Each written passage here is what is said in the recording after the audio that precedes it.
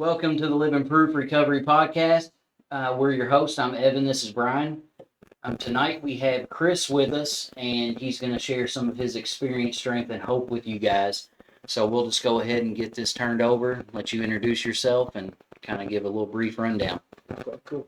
My name is Kris Dickey. I'm an alcoholic. What's up, Kris? I am actually from a little small town in Indiana, Connersville, Indiana. Been down here in Louisville for about 20 years. Well, I guess brief rundown. I ended up in Louisville. Let's see. I guess we'll probably get into it. But I went to prison in 2013. I guess got out in 14. Moved out here for another fresh start, and that started my journey into Louisville, Kentucky. Came down here, got in some more trouble, and then ended up getting sent back down here for treatment. So that started my journey into recovery officially. I've been to treatment before, but that started this journey. So I've heard a little bit about that just from my sponsor. So real quick, like, what was your poison? Was it mainly alcohol? Alcohol. I mean, I use a little bit of everything. Okay. Alcohol, Most of us do. bird pills, smoking weed, whatever. Yeah. Just about whatever. But I drank every day. Mm. Had multiple DUIs, had lifetime suspension on my driver's license for multiple DUIs. I was in a small town, and I'd keep going in front of the same judge. I'd have suspended driver's license. And when I get another DUI, with no insurance, and it didn't look too good. And how old were you when you went to treatment this time that you're talking about this? 25. 25. Okay. Yep. Okay. You've been sober how long now? I've been sober since then. I've been sober 19 years. 19 Yeah, years. since Wow. 2006. Okay. I can't imagine getting sober at 25. So I'm sure there were some challenges, Sure. right? So do you want to dive into that a little bit? Like, what was tough about getting sober at 25? Well, when I went to treatment, I didn't go to get sober. Right. I was in jail. I was getting ready to go back to prison, and I didn't know anybody was sober. I was court ordered to treatment when I was in high school. I was going to AA meetings when I was in high school. It was all a game. There's no way I could be out. I've been getting told I was an alcoholic since I was a kid. Mm-hmm. Going in front of the judge, and there was no way you were going to get me to believe that. 18, 19, 20 years old, I'm just partying and having a good time. Mm-hmm. What I come to realization, I was the last one to figure it out. Everybody else could see all the symptoms but me. A guy told me one time, he said, alcoholism is like this right here. He said, when it's in your face, you can't see it. Mm-hmm. It's like a fish looking for water. Yep. Yeah. So when you came here you came to Kentucky, got in some more trouble. I kind of heard this treatment center you went through was pretty militant almost. Yep. But I don't think it's still running, right? Correct. The guy that ran it, he passed away. I think he passed away in, say, 2012, somewhere around there. So that was the whole. So I got out of prison. I moved down here, and I had a girlfriend in New Albany at the time. Because prior to going to prison, I used to travel around and do sales, and I did some stuff in Louisville, Southern Indiana, and when I was thinking about a fresh start and really getting out of Indiana, because Indiana was my problem. Of course. So I came down here, and my bunkie from prison, actually, he lived in Jeffersonville, and I hooked up with him. We thought we'd start a little pot selling business. Great plan. Yeah, Great. made sense. Right. Yeah. Checks all the boxes. Yeah. So Money. Yeah. No ball. Yeah. Okay. yeah. that didn't work out real well. You know, I came down here and I really did try to get a fresh start. Um, you know, I had a counselor in prison. He said, you know, you haven't had any income in the last year. You can go, your college will be paid for. And, you know, I was all about free back then. So Right, yeah. I came down here and signed up, went to school and had these night classes. I had got a little job at some pizza place close to where I lived at. And, you know, pretty, pretty pitiful. You know, I had about 3 day a week work week at the pizza place and probably for 4 hours and I'd probably call in one of those 3 days because it was too much for me to handle. Sure. If I was there, I was in your cash register, you know, just Mhm. always trying to get over on somebody. And so I went to school for about a year and had a little apartment and, you know, I had pretty, you know, I was a mess, man. My life was a mess. My probation officer back in Indiana, he thought I lived 2 blocks from his office, and I lived 2 hours. I lived in Kentucky, and he didn't have a clue. Um, you know, I just ended up strung out and drunk every day, and you know, I'd wake up in the morning, start drinking, tell myself, you know, I'd have classes at 5 or 6 o'clock in the evening. I tell myself I won't be drunk when I got to class, and you know, I'd be in there sniffling and stuff, thinking people just thought I had a cold in the middle of summer. You know, Mhm. yeah. Yeah. So, you know, I guess about a year down here, that guy I was locked up with, he came over to the apartment one night. He was telling me, he said, "I think the undercover car's up there in the front of your parking lot." I'm like, "Dude, you've been up for like 3 days. You need a home go to bed. You're hallucinating." Right. And I left. I borrowed somebody's car. I'm driving up the road to run something somewhere. I'm drinking. You know, I done told I got a lifetime suspension on my license. I ain't allowed to be driving. He was right. They pulled me over shortly after I pulled out of the parking lot, took me to jail. They went back to my apartment. I had a gun. Yeah, it was a bad day. It was a bad day, and they took me to jail. They OR'd me the next day. You know, of course, I don't tell them I'm on probation or anything. Yeah. We'll leave that out. Yeah, I forgot that. Yeah. But they OR'd me the next day, and I didn't know it. I think I had about a pound of weed in Indiana. That's you go to prison for that. Here they just it's a misdemeanor. I thought, Right. Kentucky's sweet. Yeah. And so I got out of jail and went back up to my mom's house. I left all my stuff down here at this apartment, and I just took off and went up there and was up there waiting to go to jail down here, and I got locked up there like within a month. You know, I got a job, and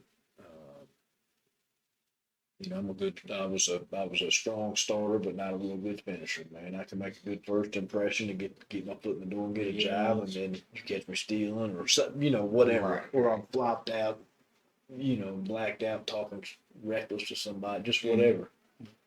So what was the catalyst to change? What was that thing that happened? Did something happen, or was it like just waking up one day like I'm fucking tired of this shit? Or like what got you to stop doing what you were doing? Well, when I left jail to go to treatment, I was in there. I was in there with one of my best friends. You know, we're drinking and smoking pot, and you know, we're in Mayberry, so he, he was in there hanging out. Um, and I remember telling him and some other knucklehead in there, I said, "I'll see y'all in another week or so. I'm sure they'll send me back." I didn't think I was going to be down there long. I didn't have any intention of getting sober. In my mind, I'm thinking, you know, I ain't gonna be able to get high, so I'll be able to sell some dope and make some money. I'm gonna be able to have about 4 girlfriends. You know, I just had this idea of what I thought it was gonna look like. The when I got down essentials. here. Yeah, the essentials. Exactly. And you know, thank God it wasn't like that. You'd have somebody different here tonight for sure. Um, But I didn't come. I came down here really in the back of my mind. I thought I'm gonna get a driver's license back. That was the only. Mhm. That was my. I didn't have any other motivation other than that. I still didn't.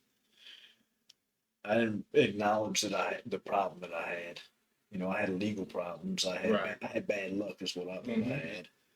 And so I came down here. I met this guy, this old man that ran this program, and I thought he was half crazy. He was half crazy, but he. I really just kind of played the game. I'm good at being compliant. Yeah. Mhm. I can follow the rules Oh yeah. for a little period of time if I have to. I can walk the line, and I came Thrive in. under structure. Yep. Yep. I came into treatment, and he had a super strict program, and I'm good at doing this. I'm good at. I've been in sales, man. I do this. Yeah. I get you doing this, and you'll be Right. telling me something real good that I need to try, and it'll Right. probably transform my life. And you're over there you're like, man, he's buying it. I think he's finally getting it. The light bulbs come on. Over here, I'm doing this, and in my mind, I'm thinking he's full of shit. I'm not even thinking about doing what he's talking about doing. Right. Yeah. Thinking I'm smarter than that. I'm thinking I'm the smartest guy in the room, and so I snuck around probably first 6 months I was in treatment, just snuck around doing stuff that I wasn't supposed to do. I didn't drink or use anything, but we had rules like you weren't allowed to go stop at McDonald's and eat breakfast, or no female contact for 2 years. Just we had a bunch of these different rules, and I didn't think they applied to me. Of course, how am I going to get drunk going to McDonald's and eating breakfast? Yeah. And cheating Right. on my cheating on. Yeah. We had a budget. We had a strict budget, but This is stupid. Yeah. we had to account for every dollar that we spent. We had to report that and have receipts, and everything had to be. I mean, we had to be accountable for everything. And I thought this is, it doesn't matter if I cheat a little bit on my budget, and, Mhm. leave stuff off there. Just trying to play the game. Yeah. And about 6 months into it, he came to me one day. He said, "I don't know what you've been up to, but you need to get honest about what you've been up to." And I'm thinking, how's this guy not been up to anything? Somebody been talking. No, I mean, not really.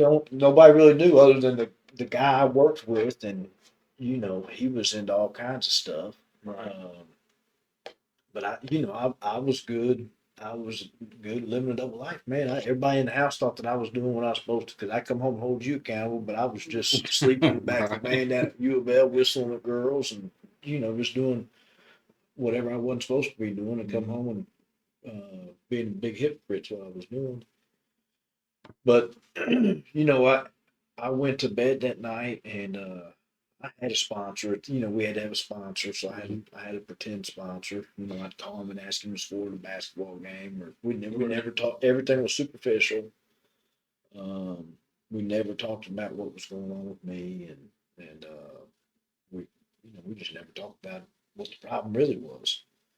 Um, but I went to bed that night, and I had this little book up on my dresser, and I pulled it down. I just opened it up, and the first thing I read said, "The truth will set you free." I shut the book and threw it on the shelf.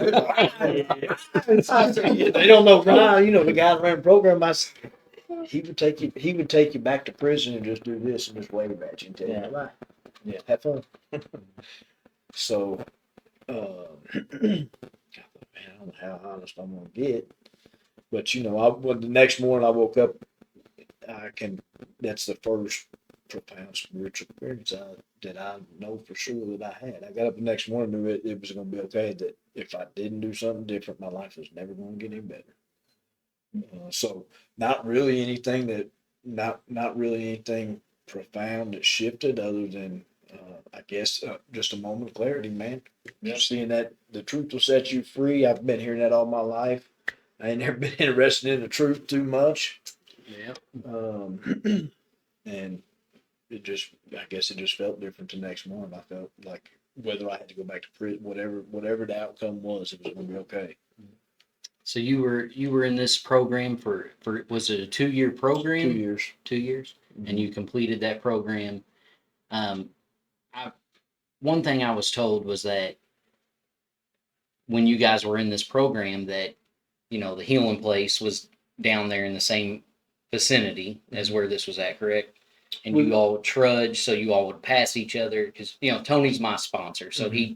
he had just mentioned to me that he would see you guys trudging, and you all would be reciting the reciting we the chanted book like and chant like we you were was in the in military, yeah. and We had chants that we well, he had specific reasons he wanted us doing that, and if he drove down the street and he couldn't hear you chanting, your ass is grass. You're in for it. You better, ain't no being embarrassed with your head down and not chanting. You better be standing up straight, walking and chanting.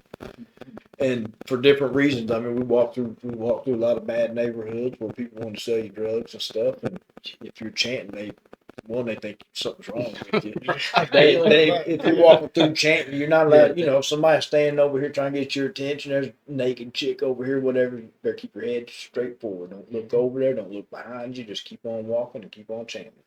I like that because you're talking about you have to be accountable for everything, right? Even the small things. Like we think that, this is stupid, right? Like, why do I need to do this, right? But if I start to justify, lying on my budget or cheating on my budget, then eventually I'm going to justify stealing from my boss or lying to my wife or, stealing from my kids or, whatever it is, right? Eventually I'm going to be able to justify that because I've built that behavior back and it starts to grow. So it's good that, that he was instilling that in you guys early on. Like, we got to take care of the small stuff. Like, because if you can't even take care of the small shit, how are you going to manage and be accountable for the big shit? Yep. So I think that's huge. Like, with structure like that. Yeah. He used to tell us, he'd tell me, Kris, there's no right way to do wrong. There is no right way to do wrong. And that's, he was exactly right. I was looking for a right way to do wrong. Yeah. And that's exactly why I used to tell myself, I ain't gonna get me drunk going to McDonald's and getting a breakfast sandwich. But what will take me back to it is doing stuff I know I'm not supposed to do and calling it okay and doing it anyways. Yeah. Yeah. And I wondered how he knew that I was up to something. And the best way I can describe it is how I had, because I stayed on there and worked for him for 2 or 3 years after I got out of treatment. And I went back to school and became a substance abuse counselor. So I worked in treatment, and I'd watch guys, and they'd be like, "Wow, I've been up to something."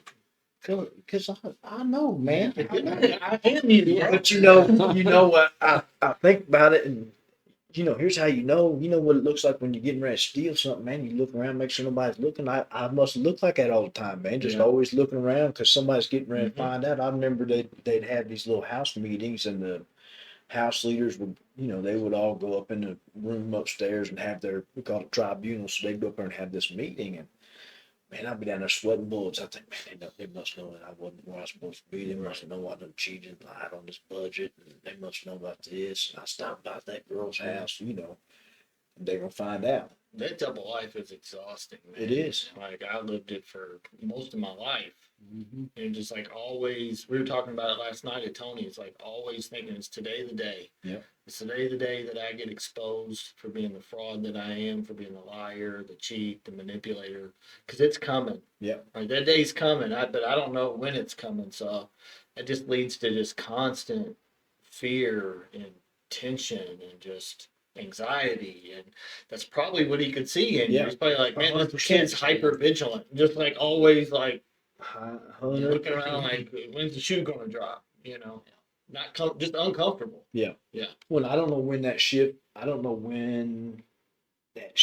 takes place for us because, you talk about living that all your life. Same here, man. Yeah. And I don't know exactly. I think it's a moment of clarity. Mm-hmm. I really think that we got false bottoms, man. Yeah. You would think that you hear all these stories. Some little old lady might spill red wine on her $100,000 rug and she stops drinking. Right. We can go to prison 26 times and be stabbed and shot 26 times and go right back out. Go right back. Yeah. So it's an emotional bottom that we got to hit and get to a spot where we have a moment of clarity and like, hey, dude, you want to keep going on like this, or you ready? We'll do something different. Yeah, I think I agree with that 100% because my last was an emotional bottom, and I was like, man, this is just awful. Like I don't want to feel this ever again. Yep. Like I just, but I think you said something earlier that kind of leads to why we do it, right? Or how we make that shift. As you said, I think we originally, like, we get to the point where we finally get honest, where we can just finally see things for what they are, and where the delusion fades for just it's a small period of time that we have to where we can see the truth. It's usually between, a bad run and, the next day, but coming to, it's like I can see the truth for a small period of time. And if I can get some kind of message to myself in that period of time, then I can see it for what it is. Mm-hmm. Would you agree with that? Yeah, I agree. I mean, I looking back on it, I think they're God shots, man. I think God's trying to get our attention. Hey, motherfucker. Hey, dude. Yeah. I ain't ready to hear it yet, man. Yeah. I'm not ready to hear it yet. Yeah. And how can I kind of blot that voice out and turn that down? We all got, the book talks about, we got the fundamental idea of God in that, all of us. So Yeah. we know the difference between right and wrong from the sandbox, man. Yeah. I mean, this stuff ain't rocket science. If I say something slick to you, I don't feel real good about myself. Yeah. I know I owe you an apology. I need to clean it Right. up. It's real simple stuff, man. Play nice in the sandbox. Treat people how you want to be treated. I think Pretty it's simple. It's pretty simple. We like to complicate it on account of being selfish and thinking that nobody else matters but me. And I've had a lot of interventions in my life, man. A lot of people tried to intervene that, I felt like they were doing something to me instead of for me. And, I think God uses a lot of different people to try to say, hey, genius, you probably don't need to go left right there. You probably should go right. And I'm like, I'm gonna show you how I can go left and take a shortcut. Yeah, Right. I'm gonna go left with an attitude. Yeah, Right. belligerently. Right. Yeah. So I think a lot of times that we don't heed those God shots because they're not our idea. Right. Like it's not my idea, so it's not gonna work. Yeah. Right. Like I need I am God. Yeah. I'm playing God. Yeah. Exactly. Yeah. For sure. So you went, you said you completed this program that was 2 years long, and then you stayed on and worked for him for a few years, and then you transitioned into working as a counselor. Yep. So what's that look like after that for you? Do you still do that now? By the way. No. No. I don't. Okay. I don't. So that guy, he and I, we had a real good relationship. I finished treatment. I stayed on there with him. He really mentored me and coached me, and I went back to school. I started working. You got to get these. You got to get clinical hours and stuff. So I worked under him and just really got to spend a whole lot of time with him, which was really, really cool, really fulfilling for me at that phase of my life for sure. So I got a job at a treatment facility, and actually it was my first job as a counselor was in a program that I was in when I was in his program. He outsourced the IOP program. So I went to this facility for a half a day. I worked a half a day, and I went to this other facility for a half a day.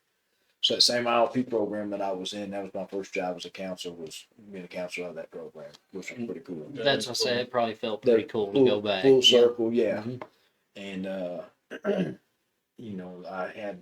I worked in two other programs over there. Both of them, one of them was kind of like his, and then the other one was a SAT program. Guys getting parole. As a condition of their parole, they had to complete this program. And I enjoyed that. I like that. There ain't nothing better than seeing a hard-headed dude turn his life around. There's nothing better.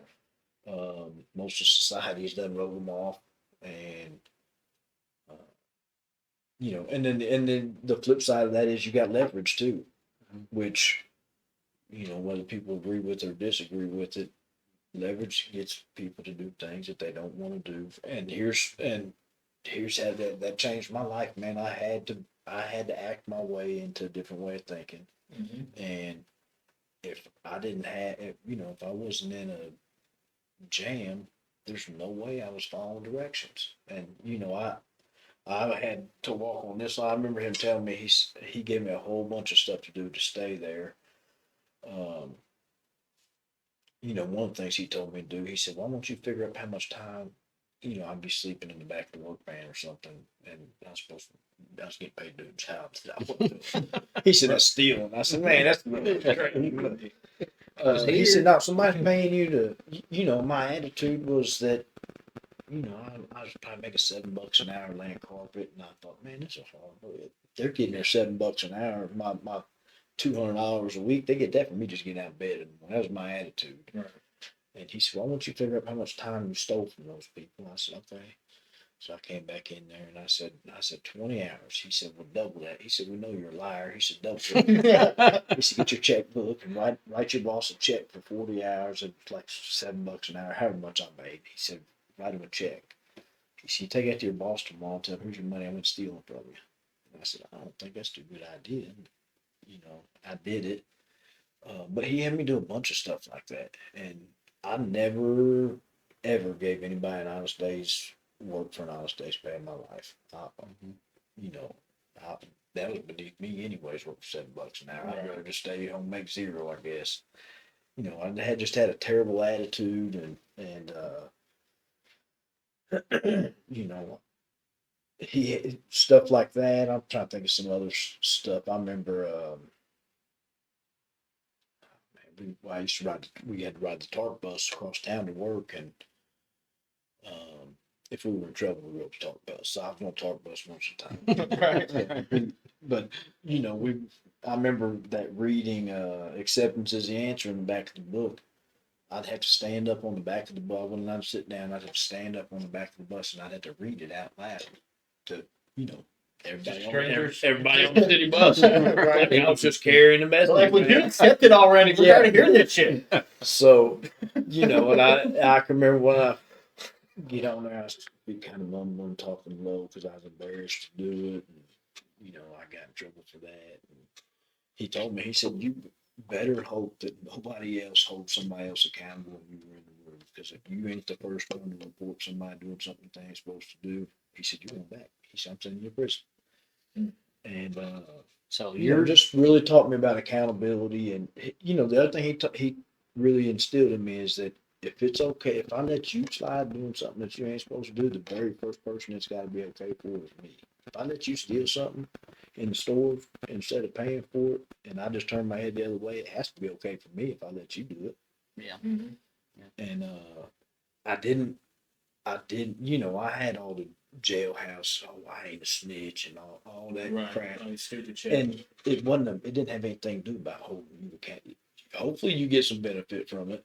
That's more for me. That's more for me and confronting my own dishonesty Right. with all that. Yeah, that makes me think of the big book's definition of integrity. Because that takes a lot of integrity to do that kind of stuff, right? Like, for example, you go into your boss with a check. You're thinking, this is a terrible idea, right? I'm going to get fired, and he's going to take my check, right? So double whammy right off the bat, right? So, but the big book talks about how, so we always hear that integrity is doing the right thing when no one's watching, but it's really doing the right thing in spite of the consequences, right? So in spite of me losing my job, I still got to do what's right. I've still got to go give this guy the check because I've been stealing from him. So that's really cool that he was teaching you how to have some integrity. Because let's be honest, we didn't have a lick of integrity when we're out ripping and running and doing all the crazy shit. Yeah. I didn't. I'm curious, is how did that go? Yeah. How did that Well, turn I out? had so it was it went over the guy that ran the company. He was in recovery. And, Okay. Yeah. so I think I awarded him a bad check.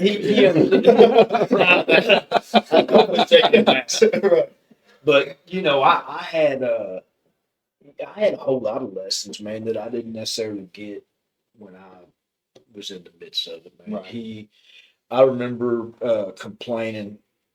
So I worked with the owner of the company's son, And he was a good dude. I felt like he was lazy. He just had me do everything. He'd just sit down and I don't know what he'd do. And I would let Ron know, hey, man, hey, I'm gonna work with somebody else. This guy's worthless. He said, well, I want you to go in there and you tell your boss. He said, matter of fact, take your boss in there, the guy that I was working with. He said, you take him in there to his dad's office and you tell his dad why he needs to fire his son. Kidding me, man. And I'd have to do that like twice a week, maybe 3 times in the same week.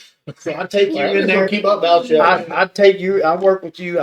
Come on. We gotta go in here to see your dad. So me and you go in there. I tell your dad. I'm like, hey, you need to fire him because he's lazy. He doesn't do anything. I do blah blah blah. Whatever it was I was saying. And then me and you'd have to go work all together for the rest of the day. Talk about awkward. Yeah, it's awkward. But one thing, the guy that I worked with, he never gave me any crap about that. Yeah. Really? He didn't. He never. And that's probably God doing what I couldn't do for myself. My little feelings might not have been able to have. I don't know. Yeah. I don't know. But when I look back on that, that guy's a good guy. He was a good dude. Yeah. Maybe he just wasn't too interested in doing work at the time. Right, yeah. Which is fine. Yeah, I think we've all been there. But I had a couple lessons there in that, of really just holding people to the line and doing what's up, walking through the discomfort. That's how we grow. Mm-hmm. Yeah. Yes. Yep. So, and then over the years now, you've got 19 years sober. Mm-hmm. I know at that time, I know we're kind of running short on time. So, how's it manifest over the years in your recovery, your journey, just from then versus into life, getting more towards this time frame now of 19 years sober? What do you do for a living today? As far as your recovery goes, what do you still do even 19 years in? Mm-hmm. Yeah, does your recovery look like it did back then? Or has it changed? It's changed a little bit. It's changed a little bit. I'll share some of that. So when I left that job at the treatment center, I was probably 5 or 6 years sober. Well, it would have been 2012 or 2013. It's been about 2012. I left that treatment facility, and there were some changes happening in the treatment facility with medicated assisted treatment. Mm-hmm. And, that program I went through was black and white. No medication. So I had a real rigid ideas about that, and I kind of had some struggles with going to work and being told that guys in the group are going to be able to be on Suboxone or methadone, and you got to conduct group with them. And I thought, I ain't doing that. Yeah. Mm-hmm. Now I didn't ever have to do that, but I'm thinking I ain't doing that. Right. But I took I laid floors before then. I couldn't wait to be done laying floors because I felt like I had to do that while I was in treatment. So I worked in this treatment facility, being a counselor for a little while. I left there. I still didn't have a driver's license. I took my 2 weeks vacation from the treatment facility, went and bought a van, work tools, and hired a guy that had a driver's license. And put my 2 weeks notice in at the treatment facility and started laying floors again. And I did that for probably 7 or 8 years. And at that same time, I met my wife. My wife was an intern at that treatment facility I worked at, and we didn't even really talk while we were there. We didn't really know, just kind of in passing. Mm-hmm. We started talking after I left there, and we ended up getting married about a year later. A year after that, I had a kid. We had a new girl, and she's 11 now. So I've been married 12. Been married 12 years. Got an 11-year-old little girl. That changed your schedule, changed your routine, changed my routine. Yep, for You sure. know, and during that time, so I still didn't have a driver's license. I still had a lifetime suspension on my license, and so I hired a couple of attorneys trying to get my driver's license back, and I couldn't get any traction. And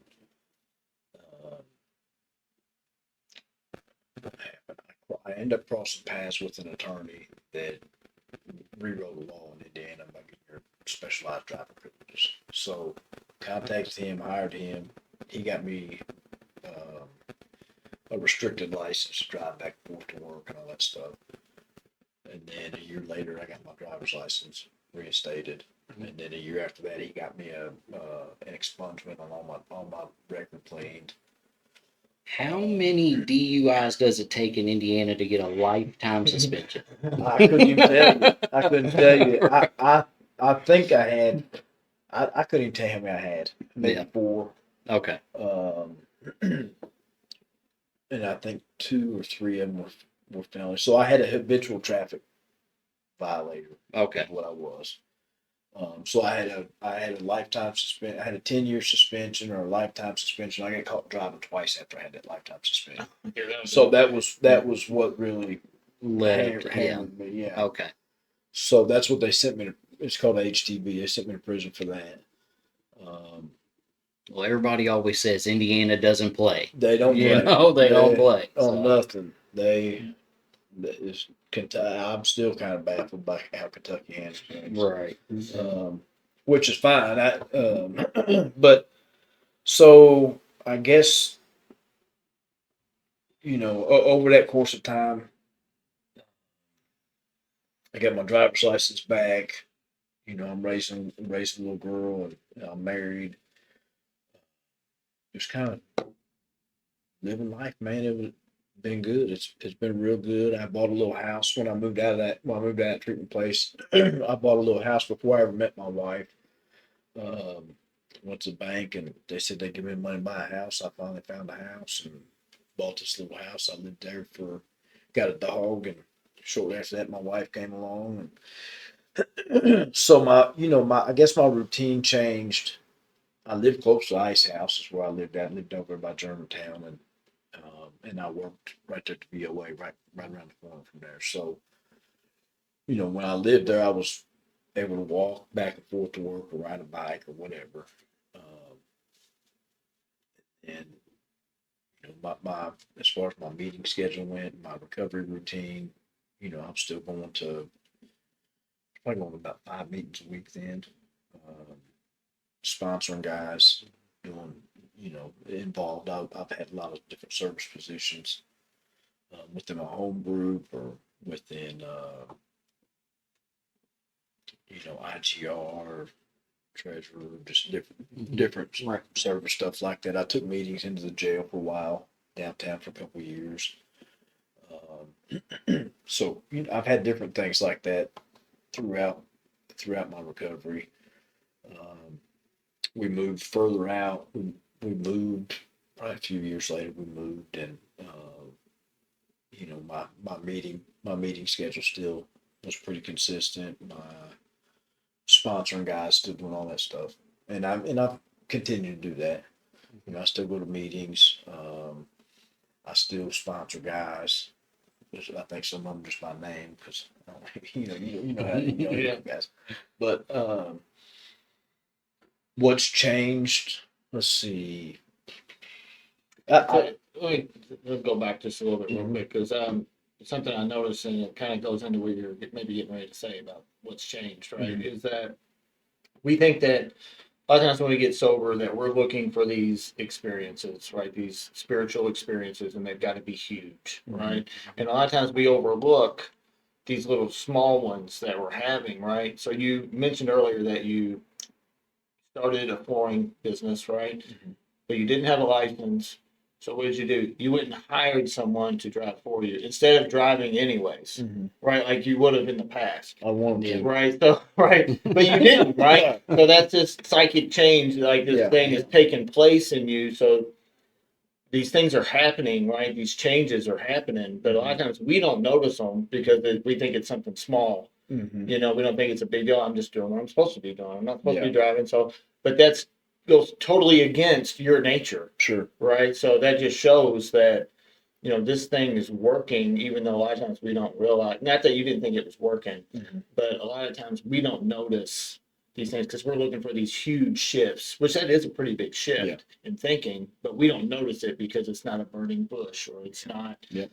some crazy thing that happened, right? So I'm sorry I cut you off. No, there, I, but go I ahead. agree. It's that a good reminder there.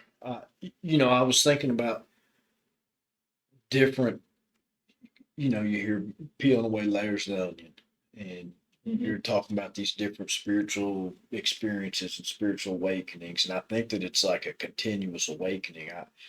Because when I look back, there's different phases in my recovery where um, some of the things that are revealed to me are, you know, there was a period of time where it was like the stuff was heavy on me, maybe about my relationship with my mom, how I treated my mom when I was in my addiction or when I was Mhm. drinking, and how inconsiderate I really was to people that really cared about me.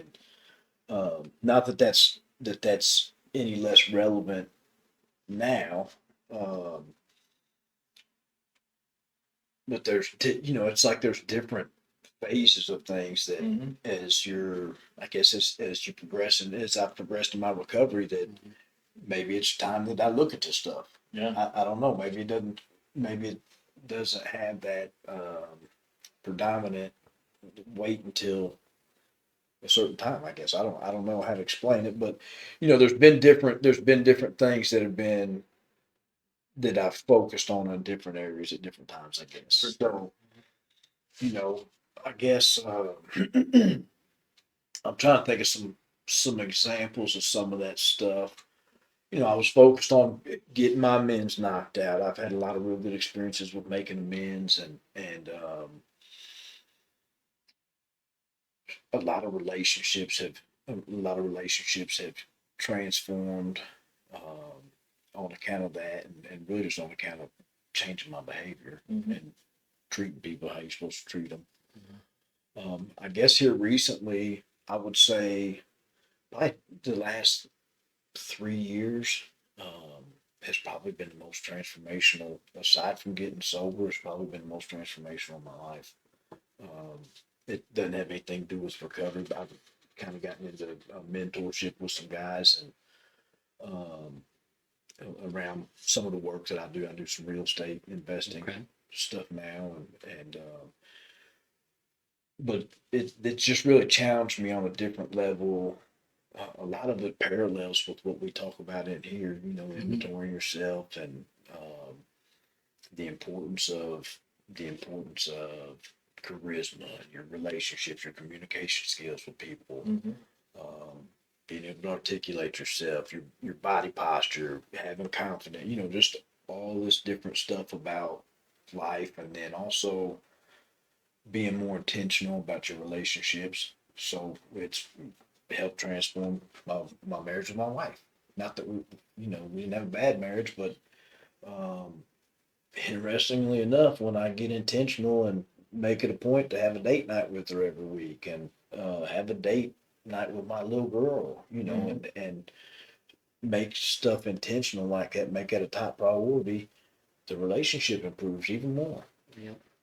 So it's helped me, you know, it's really helped me. Not that I didn't feel like that stuff was important before, or that recovery took away from any of that. This, I guess, it's just helped.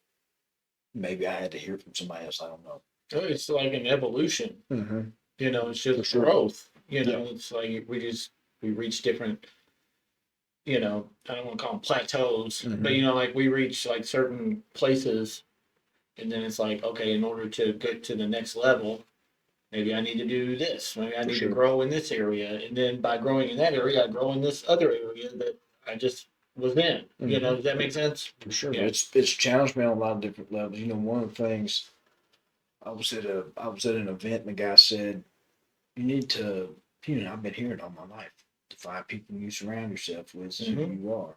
I did He today. said, write that down. Write down the 5 people that you spend the most time with, or that you give the most energy to, other than your wife. Mhm. And I did, and not that there's anything wrong with the guys. They're good guys. But when I wrote those names down, I got to looking at it, man, I had one guy in there that could stay. Everybody else had to go. You know, got to rearrange. If you want to get to the next level, you got one guy that's I would say is a spiritual advisor. He's the guy's sober, but he didn't go there. He's in church. He's real involved in church, and you know, he's one of the best guys I know. The rest of them, you know, not that they're bad guys, but you know, I guess the filter, it taught me to filter my relationships. You know, if I'm talking, you know, if you're in the trades, you know, guys, every other thing comes out of their mouth, fuck, and this motherfucker, and blah blah blah. You know, I don't talk like that anymore. I don't want to be in conversation. You know, I don't want my energy. I don't want to feel worse after I have a conversation with you. Right. I'm complaining about this guy over here and this dude over here and blah blah, just bitching all the time. And I didn't realize how much energy that drained you of. And when I really started looking at that and shuffling that around and being intentional and I really focus on who can pour into my life. You know, if you know, somebody's 400 pounds overweight, you can't tell me about how to eat and exercise. Right. I'm sorry, I'm not listening to you. Yeah. You've been divorced 26 times. Don't give me energy. Yeah. You know. Yeah. But not just that. I mean, I got more intentional about the content I look at, the music I listen to. You know, I don't listen to much music anymore. It's crazy. If you had told me 4 years ago, I had a buddy. He always used to ask me, "What book you reading?" Which I ain't reading no book, man. Wait till it comes out on a movie. I ain't reading that. But since I got with these guys, you know, hey, you need to read this book. You need to read this book. And you know, I got the educational reading I do every morning. I've been reading the Bible. You know, just all these different things that I started implementing in there, and it's completely.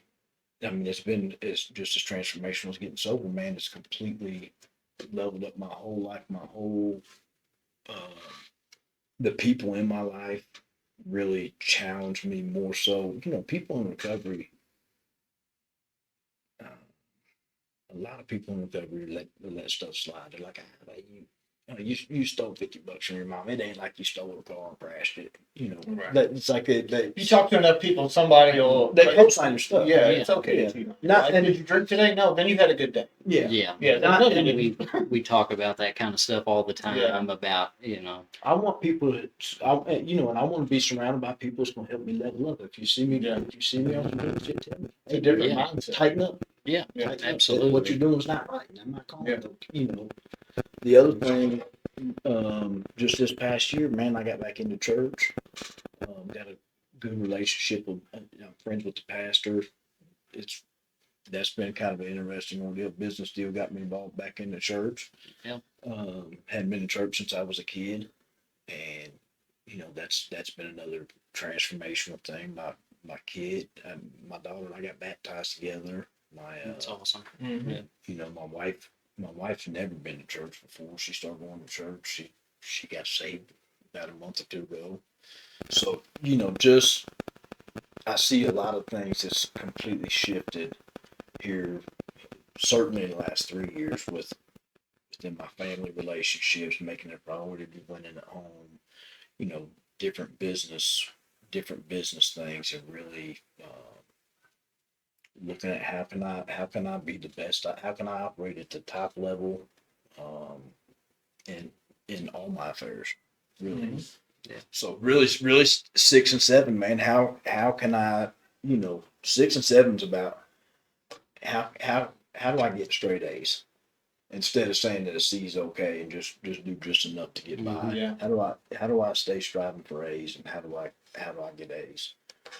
So I guess that's how things have shifted. So my schedule has shifted as well with that. You know, when I start, I guess when I start putting different pieces in, you only got so much time. Yeah. Yeah. So, you know, I got church commitment, I still do recover. I still do some meetings. My meetings aren't, I'm not in 5 meetings a week anymore. I might have 2 meetings a week, and then I might have church, and then I got a couple other things that I do that are professional development stuff, and then I might have a date night with my wife. Yeah. But All to the me- reasons why we got sober. sure, Exactly. sure, Yeah. Like we talk about that. I didn't get sober to live in a meeting every day for the rest of my life. Me Right. personally, I didn't Me get neither. sober for that. Me You neither. know, and that's your proof of that. That things evolve over time. I know for my first year or so, it was a very strict schedule. Mhm. And I'm married with 3 kids and full-time job and sports for my kids, and so everything evolves. I like hearing how people's stories evolve over time, Mhm. especially with your wife is in recovery, my wife is in Well, recovery. mine's not.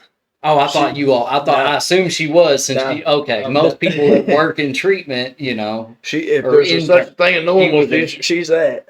Okay, mine yeah. is too. Okay. Sorta. No, I just Yeah. assumed how you all met and stuff. I assumed she was in recovery. Yeah. Okay. No. Okay. No. But no, I 100% agree. We got all these different.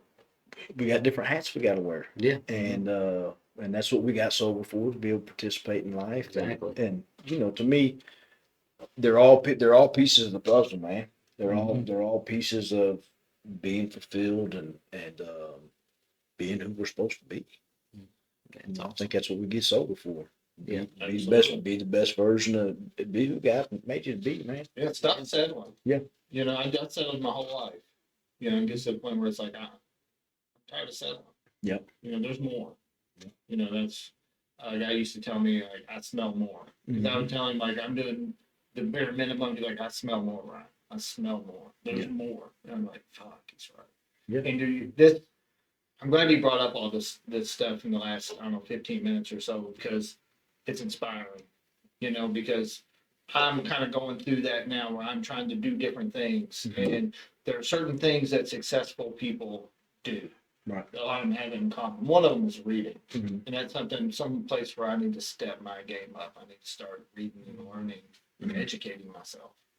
So thank you for that. Yeah. Like helps me. So Yeah. and we'll probably call some time, won't we?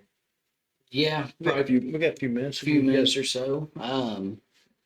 What before we cut off? Like, what's the hope today? Like, what's the hope? So you you got a share with tattooed on your someone? forearm. Yeah. Yeah, that was a guy. That was a friend of mine that killed himself when he was Oh, kids. shit. Yeah. I'm sorry. No, it's all right. Good reminder. The hope for today, and just live my best life, man. Do what I want to impact other people. That's important to me. I think I really want to change the next generation of people, man. I want to impact the kids in the next generation.